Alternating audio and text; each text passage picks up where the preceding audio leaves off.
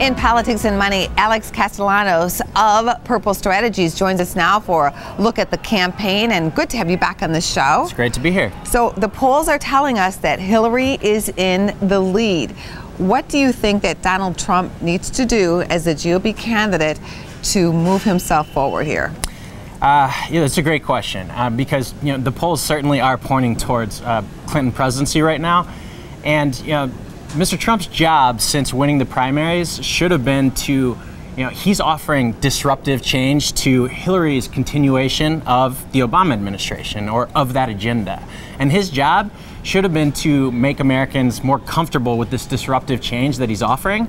He hasn't really done that. So, he's got less than 100 days to start making Americans comfortable that he can manage and he can lead this disruptive change and not disrupt their lives in a negative way. Who do you think is playing better on Wall Street or with big business right now? Because we do know that Donald Trump is bringing in some economic advisors. Many are billionaires, all are men. What do you think?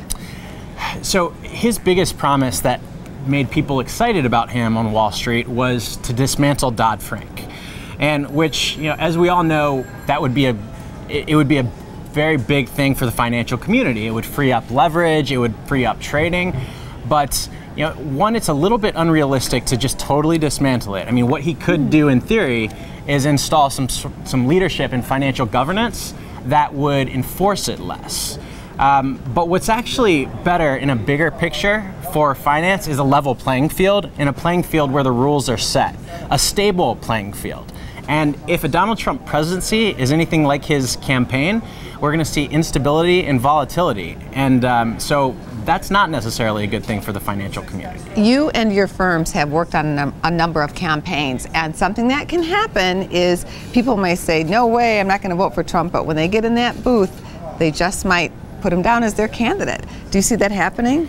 Yes, that's a really good point, because one thing that is happening right now is when you're doing polling over the phone, people are putting Hillary way ahead. She's in most polls is about 8 points up.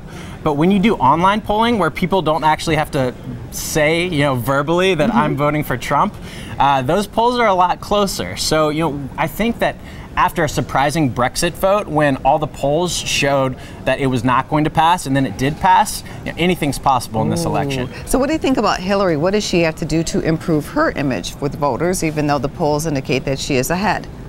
I think if she continues to show that she can manage her campaign well and that she could manage the government well, managing a campaign is frequently a really good proxy for how you would manage an administration. And she's doing a good job right now of managing her campaign.